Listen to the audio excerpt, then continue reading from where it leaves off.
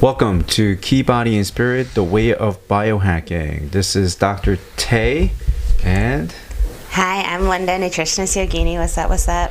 Hello, everyone. Good to be back here in person, no longer on the computer. It's Nikki.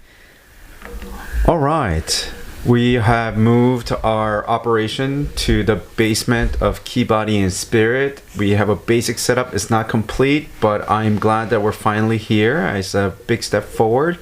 And today's topic is, it's not official yet, but the pandemic is coming to an end. That's what everyone's feeling. No one's really talking about it. Spring's in the air. And I want to talk to everybody how they're going to reclaim their lives back, and how this podcast can help people get back to what normal life was. Yeah, this has been coming up a lot for when I work with clients, and just trying to figure out routines again, just because during the pandemic, a lot of people had to figure out how to work from home and figure out a fitness routine from home. And now things were slowly opening, and then we got another wave, and then things are opening again. So there's a lot of shifts in, especially fitness routines. I feel like people are getting used to cooking at home more, or have some sort of system for food, but especially with movement. And now that the weather is warmer, people are trying to really get back on track. And one thing that I like to do, especially, I think this is really important for, a lot of people have spent a lot of time in their homes over the last long period of time, is get out in the sun, especially if the weather's warming up.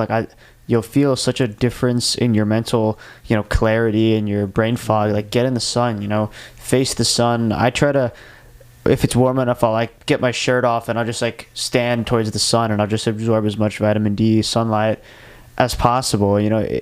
Sunlight's so important, and absorbing it is super important for your brain function.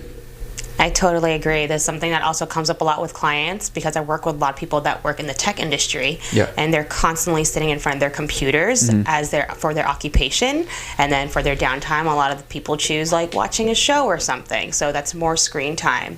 So I really try to encourage people, when you wake up, a lot of people have access to a deck, a balcony, or even just stepping outside, maybe going for a morning walk, or maybe taking your lunch hour outside when it's warm enough. Really, I agree with Nikki, just spending as much time outside. I try to be outside as much as I can, and a lot of research has shown that sunlight in the morning in your eyes really helps with your circadian rhythm. So it'll help with your sleep. And every morning at school, I cook all my meals in my air fryer. So I'll put my steak and eggs or whatever in my air fryer, and while it's I'll do a 15-minute timer. I'll go and I'll just kind of walk around outside and look at the sun. Don't stare at the sun, but I'll make sure to get sunlight in my eyes, and okay, my brain's okay, it's morning, it's sun time, wake up, and it helps a lot with your sleep. I remember going back to when I was in acupuncture school. Two of my buddies, Walter and Greg, at the time. I was going through a breakup with my ex-girlfriend, and I guess I was depressed. And these guys kept on taking me to the beach and watching sunsets, and that became a habit. And not only did I form a bond with these guys, but I think this is what really helped me stare at something beautiful in nature, right? And engage in that peripheral gaze, and just life is good. I think that's really good to accept. Yeah. So Nikki, I got to take your advice on that and really get because I work indoors all day, and my working hours are ridiculously, from morning till really late in the evenings. So I got to take advantage on the weekends for myself to really do that. I think that's really good advice. And also, since if you're going to get out in the sun a lot more, everything on sunscreen and sunburns, I personally don't wear any sunscreen pretty much ever. I noticed that it's been shown that linoleic acid, which is omega-6, has to do with the fragility of the skin in the sun. And I eat practically no omega-6s. And when I started doing that, last summer, I ate almost no omega-6s, and I never got one sunburn the whole summer. Really? Yeah, so a lot of people that are prone to burning, they're typically eating more seed oils, more higher omega-6s, and it actually has to do with the fragility of your skin and the sensitivity it has to the sun. So one thing that I noticed when I cut that out is I didn't get sunburn anymore, and I just tanned. But I mean, of course, if you're prone to sunburns, a zinc-based sunscreen is probably the safest option, rather than a lot of sunscreen actually have seed oils in them. Yeah. But a zinc-based coconut oil or an olive oil one with zinc instead of the seed oils is probably the best option. All right.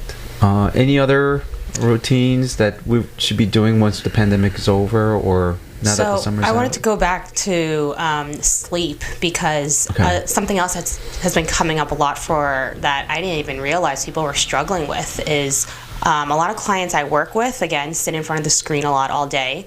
And not only do they have issues falling asleep at night, they'll wake up in the middle of the night with stress and struggle to fall back asleep.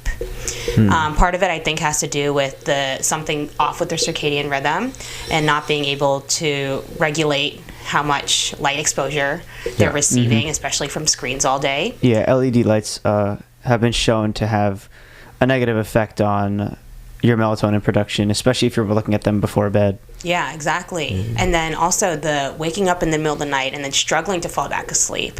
I think a lot of people, just because of the pandemic and of course like rising gas prices and like all the things going on in the external world, is causing a lot of stress. I think in my office, I do treat, insomnia very successfully with acupuncture, and that really helps people emotions calm down. But for our listeners, if they don't have access to somebody to treat insomnia without, what are some ways to better improve? I mean, we talked about the blue light, right? Like on your screen time, you have to reduce the amount of blue light that you get in your eyes, because that offsets your circadian rhythm, because in the morning there's more blue light because the sun is rising. And if you look at the sunset, there is no blue light. That's why it's like orange, red as the sun goes down to the horizon. And for plants, this tells a certain height of the sun for the plants to produce seeds. So it has an effect on plants as well. But for us, it has a circadian rhythm settings. But aside from, like, what are some supplements that people can take? Or what habits can they do to reduce the amount of stress? Because this really falls into mental health, right? Well, I take theanine for stress, and I take it every night before I go to sleep when I'm at school. I didn't bring it home with me, but I've talked about this raw honey before. Yeah. It really is really great for your sleep. Your liver, your REM sleep burns liver glycogen. Yeah. And that fructose in the honey will keep a storage of liver glycogen.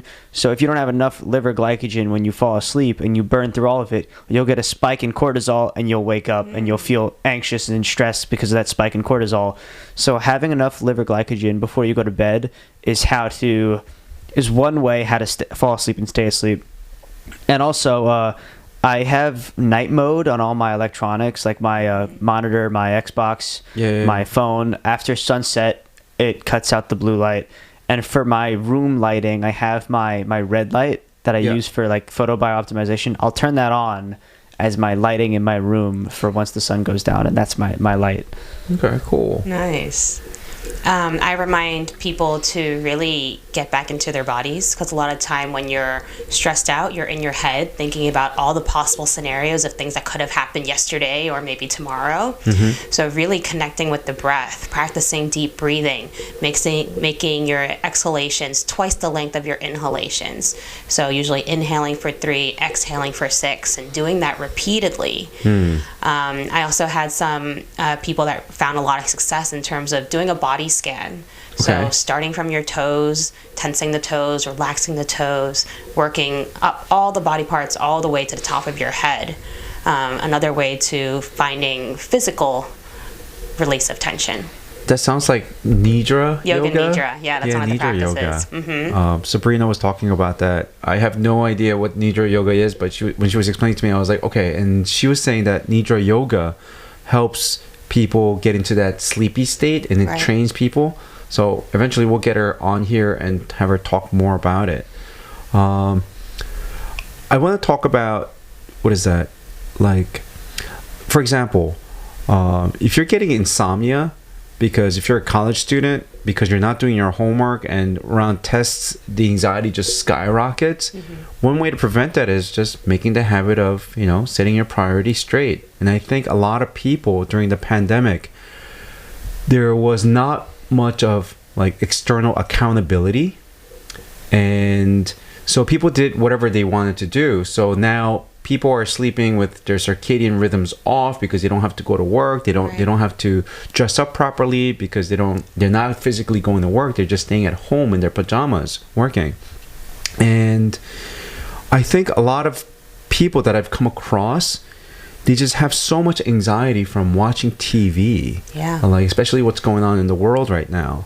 And I think people need, I guess, coaching, one might say, right? That external accountability. I think Lawrence gave us this Hormozi guy. I think it resonates so well with me because people need to be goal-oriented to how they live their life. And if they don't have a goal and they're not working towards that, the more you live like that, the more you suffer.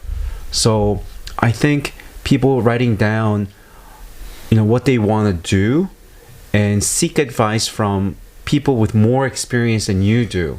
For example, if you're a student, college student, and you want to get straight A's, you should go to a college student that has straight A's in their senior years and ask what they did and emulate their lifestyle so that you can reach the same goal. And I think that's very, very important. Yeah, I think this goes back to one of our previous episodes about like mentorship and finding someone that you can ask or for their wisdom and share their wisdom and learning different habits. And they might not work for you. So having a variety of teachers and then really trying to hone down on different skills that work for you. And then a reminder that all of these things take time and practice, because it's like when I work one-on-one with clients, it's like I tell them like, okay, you could try this breathing thing. They'll try it one time and it worked for them, and they try another time, it didn't work for them, and then they stop. So a lot of times it takes practice and it takes repetition, and the more times you repeat it, then eventually you'll gain insight on how that practice is working out for you. And I feel like breathing especially is something that, when I'll wake up sometimes in the middle of the night, sometimes I'll do like my breathing and I'll fall right back to sleep, and other times I'll find myself, I'll be doing it for a little too long, and then I'll check my phone, and then I get into like a loop where I end up falling asleep. So breathing, it definitely doesn't work every single time, and it takes a lot of kind of concentration. Definitely. And if you're not concentrated, it's probably not going to work as well. Yeah. I like how you brought up concentration. I think this is something that comes up a lot, especially now that at Qi Body and Spirit here, we have this Kendo program, and a lot of the parents that bring in kids, it's like, even in my yoga classes, the parents will come up to me and be like, they have a really hard time focusing in class. The teachers always complain that the kids can't concentrate, which honestly, for a 7-year-old, I think it's completely normal. I could see how teachers find, or parents I still can't concentrate in school. Exactly. And I can't blame them, because how media and social media is working these days, the attention span gets shorter and shorter and shorter.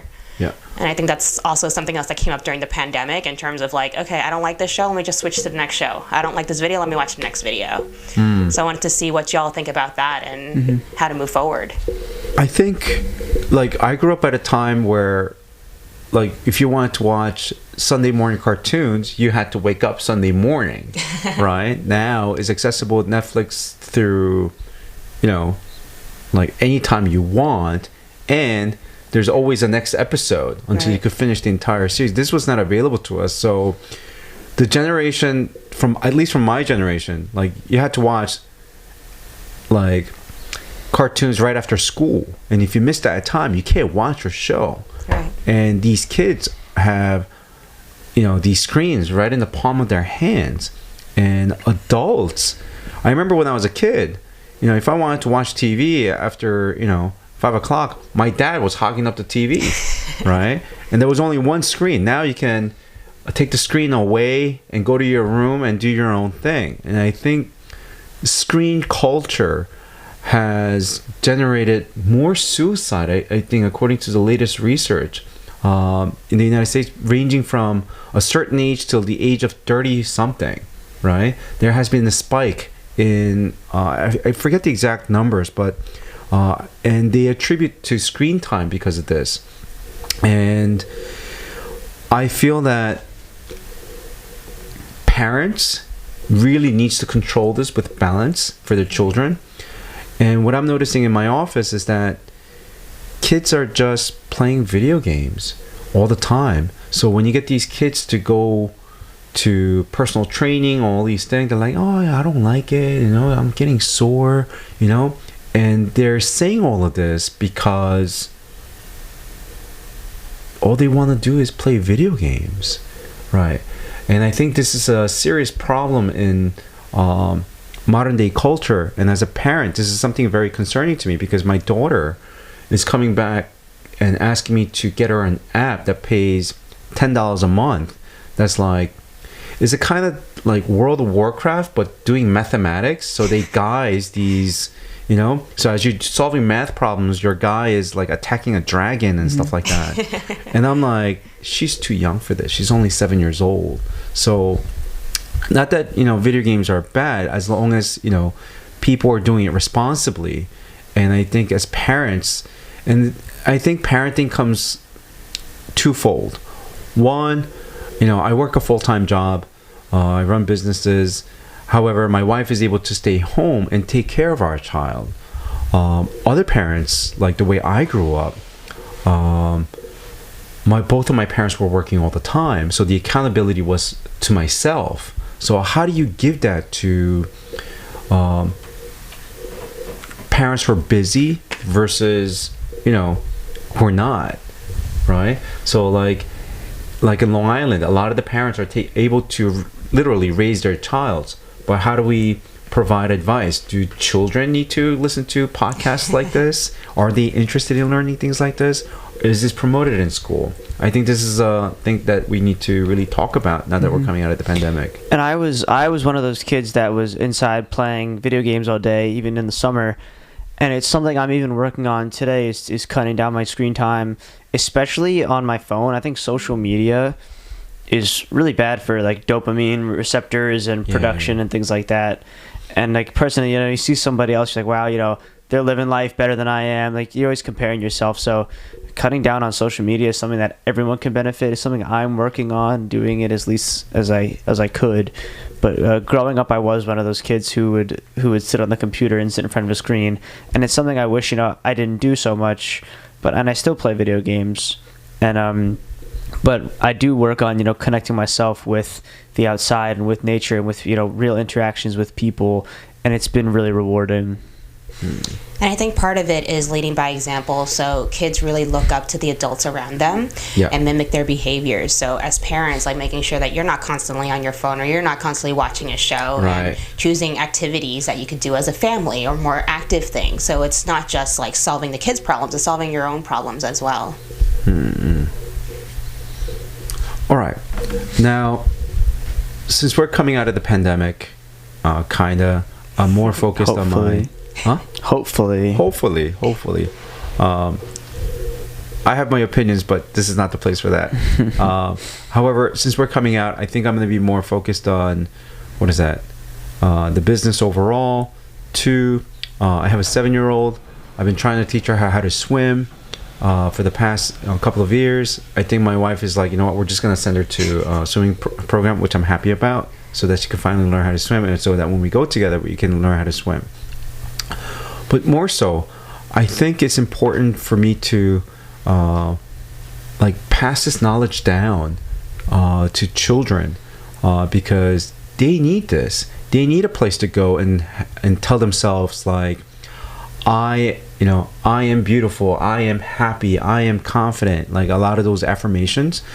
Have you guys ever seen that YouTube video where this girl is in front of a mirror before they go to school, and the dad has her like repeat all of these like positive things? I thought that was really inspiring as a parent to watch, and also the little girl is like, I don't know if this is wrong to say, but she's like my power animal now, because she was so filled with like positivity. And I think that's much more needed because social media, I think it's heading towards a very dark place of, I would say, not that there is useless information. I think there's a lot of good information, and I think people are trying to do a lot of good with it. But I think social media has a dark side, and I think it's filled with narcissism. Right. and people trying to promote this like unattainable beauty, unattainable fitness, and that in itself, because it's coming from a place of narcissism, is ultimately having an impact negatively on the people who are watching it, right? Yeah, I think the affirmations that you brought up is really important, not just for children, but I think for everybody of all ages, just because a lot of people get stuck in the negative self-talk, thinking, I'm not good enough for this, I don't think I could do that, and really switching the language around and being like, today I will try. Today I will, like this morning during yoga, a lot of practices start with setting an intention. Like, my intention is to not suffer. My intention is to be here, be present. And like setting small intentions for yourself or the day or like whatever activity you're about to start on can really help set the tone. Plus, when if you were to set a goal every day and you were to achieve that goal, most days it'll feel very rewarding. You'll probably have some mental responses, your dopamine and things like that. If you set even a small goal for the day, I want to walk 3 miles today, and you achieve that goal, you'll feel very proud of yourself and very happy, and that could lead to a lot of positive mental benefits, mental health.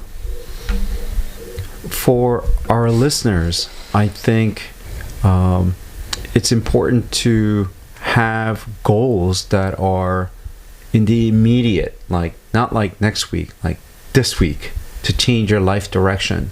And I think that just takes one step at a time.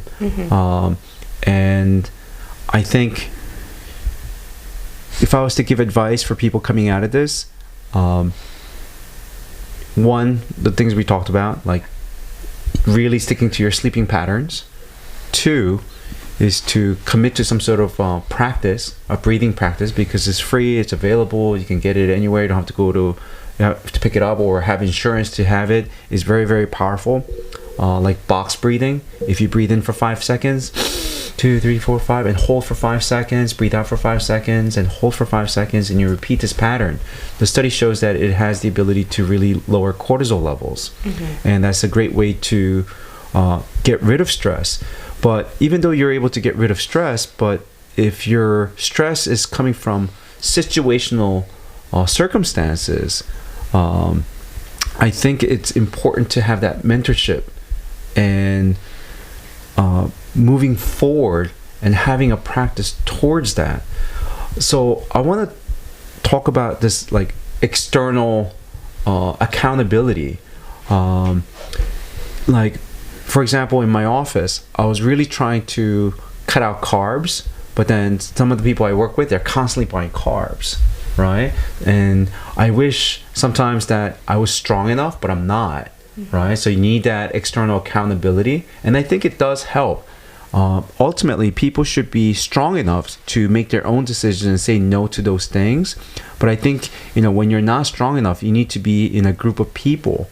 And one thing that I do want to talk about as a message to everyone, to look up emotional coaching. Emotional coaching should not be done through a healthcare provider. It should be a culture that should be shared across everyone across the board. Meaning, if you know somebody who is going through a hard time, you should have them talk about it to you.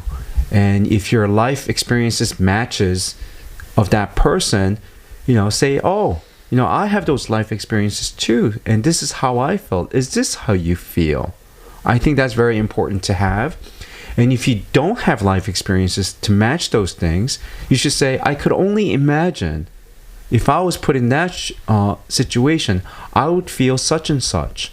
And I think this is a very important discussion, a way to talk for people to have, because a lot of people feel isolated when they're going through the things that they do, and they feel that the people around them can't or don't understand what they're going through.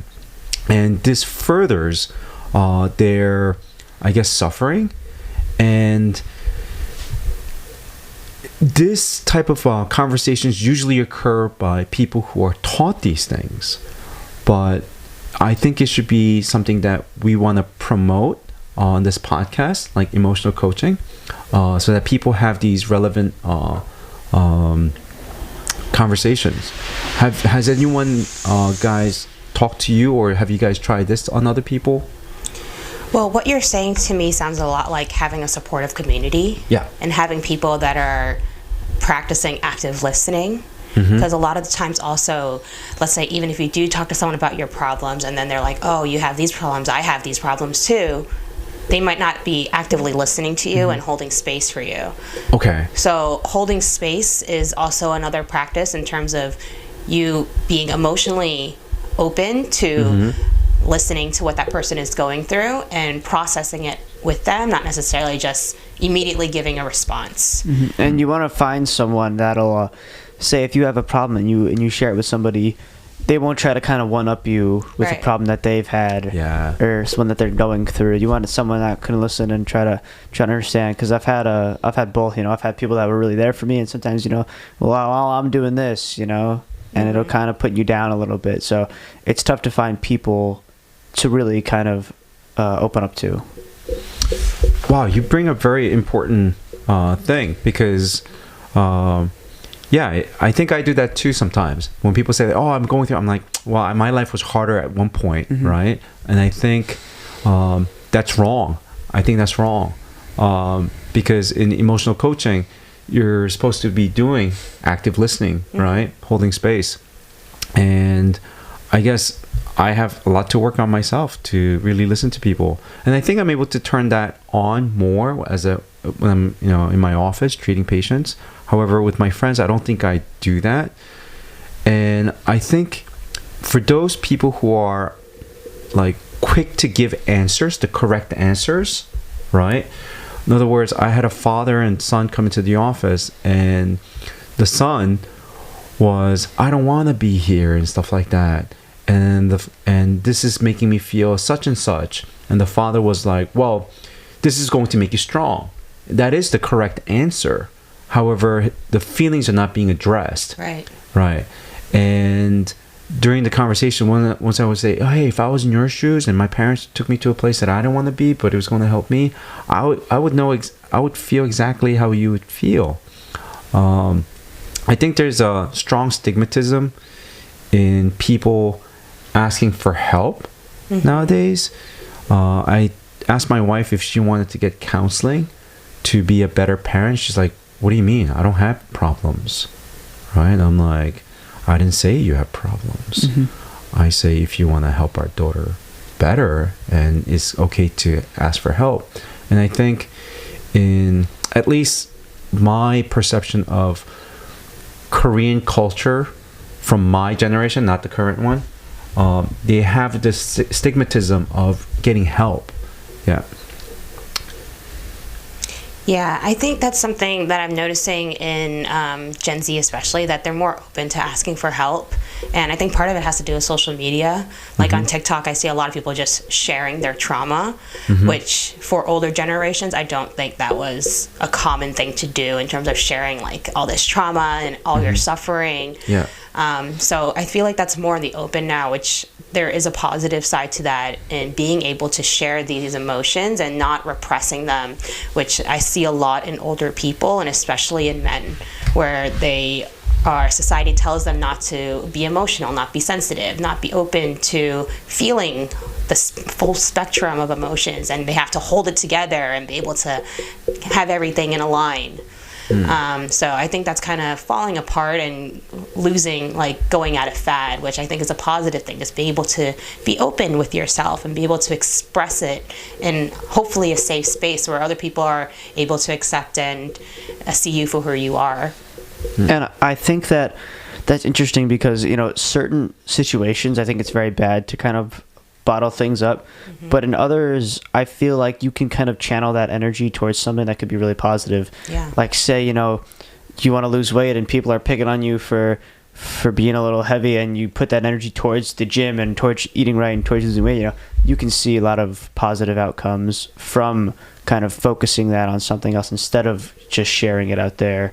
And that's something that happened with me. I went through a tough breakup, and I kind of channeled all of that those emotions towards, the gym and getting fit and things like that. So it ended up benefiting me in a certain way. Yeah. Once again, that having that sense of drive towards a new goal, right? Instead of just letting your energy stagnate and you suffering from it. Right. I can definitely relate. My buddy taking me to see the sun, right? Because I was depressed, and I think that really helped in so many different ways. Now that, I wish they officially announced it, that the COVID was over. I think it was 2 years ago this week that we experienced like normal life, and we didn't know that it was, we wouldn't even be experiencing normal life. More and more people are now not wearing masks outside. We see some people wearing it. Even in my office, most people don't want to wear a mask, right? And I hope a lot of good things come out of this. Especially for mental health. I think it really made us suffer emotionally, financially, family-wise. I know families that had a great life, but the father would go out and work, take the train, has his morning routine, read the newspaper, and go to work. The mom would drop off the kids and go do these things, and all of a sudden the pandemic shut them down, and they were all constrained to the house. And the mom is all of a sudden school teacher. The father is trying to work remotely. Mom is asking the husband for help for raising the child, and he can't get his work. So this is just creating a lot of chaos. And I think there's a lot of trauma that occurred during these things, and I think there's better ways to connect with people overall. And I think us having this discussion, and for those people who are listening in, I can't help but to really talk to people, even with your friends, and say, hey, let's do some active listening. If you need, be there for people, because there's a lot of people who can financially afford services like this. But at the same time, there's a lot of people who can't afford services like this. And I think YouTube provides a great material for information like this, but it's really hard to scout out which ones are good ones or bad ones. There's a lot of people who are not properly educated in the fields that they're in to give advice, and nor am I proclaiming to be a psychiatrist or anything like that, or a psychologist, but I think that people should do proper research to seek out these information. Have we talked about EMDR in this podcast yet? Yeah. We did, right? The eye movement, desensitization, reprocessing. I've been using that a lot in my daily routine, because I see certain patterns coming up, and that does help really get rid of the stress. But I'm really also trying to stay more goal-oriented, right? Because the more I'm goal-oriented, it solves a lot of my problems. Yeah. So do you guys have any goals that you guys want to achieve by end of the year? Well, just going back to what I learned about myself about the pandemic, it was before I was all over the place, physically, in terms of I needed to be at this party, and then I needed to go to work, and then I needed to go to yoga. I needed to go one thing after another. I think during the pandemic, it really helped me learn to say no, and also know when I could take a break, and knowing okay, I think I need to spend more time with myself, and having that oh, I can't go outside. Finally gave me permission to do all those things that I needed to do for myself and prioritize my self-care first. And that's something I want to work on more, is being able to prioritize my self-care again and again, and knowing when it's okay to not have to say yes to social obligations, and knowing when it's okay to be I think I need a night for myself today. That's something that I'm working on more and more now. Cool. For me, I would say I want to decrease my time on social media and my phone in general. But for May, I have goals for May, which is the end of my semester. I want to get really tan and super ripped. So I come home and everyone's like, whoa, look at that guy. That's my goals. For me, it's like personal development. I really need to grow as an individual. And I think during the pandemic, I learned that I was a very emotional person. And I have a lot of outlets, but I think sometimes those outlets are not enough. And I think the only way for me to really grow is really learn how to communicate with people better. Yeah. So I think I'm going to try to make a really conscious effort to at least start at home with my wife and daughter, and like be focused on opportunities to talk about, like, I guess, feelings, right? And create that nurturing environment for my wife and daughter, and then extend that out into my patients, but also in business as well.